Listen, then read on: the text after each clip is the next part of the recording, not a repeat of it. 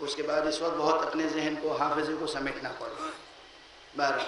اور یہ موضوع، یہ مضمون، یہ بات بار بار قرآن مجید میں آئی ہے کہ قرآن مجید نازل ہوا ہے تاکہ لوگوں کو ظلمات سے نور تک لے جائے. رسول ہم نے بھیجا ہے تاکہ رسول ظلمات سے نور تک اس عالم بشری کو لے جائے. ظلمات سے نور تک کا ہم اپنی زبان میں ترجمہ یہ کر رہے ہیں اس وقت. میں اپنی زبان میں ترجمہ کر رہا ہوں کہ مادیات سے نکال کر مجردات تک لے جائے، مادی ظلمتوں سے نکال کر اور روحانی نورانیت تک. تو یہ سفر کیسے طے ہوگا؟ یہ سفر کیسے طے ہوگا؟ علم کیا ہے؟ علم وجودی شے ہے یا نہیں؟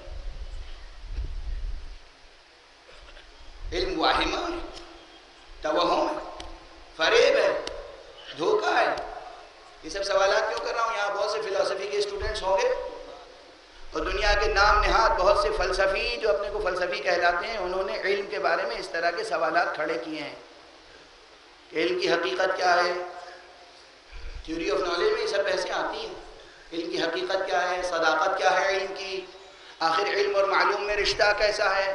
دیکھیے یہ سب وہ مسائل ہیں جو شاید ممبروں سے پیش نہیں کیے جاتے، اور عذر یہ کیا جاتا ہے کہ عوام الناس کی صلاحیت یہ نہیں ہے کہ ان کے سامنے یہ مسائل پیش کیے جائیں. میں آپ کی شان میں یہ اساءت ادب نہیں کر سکتا.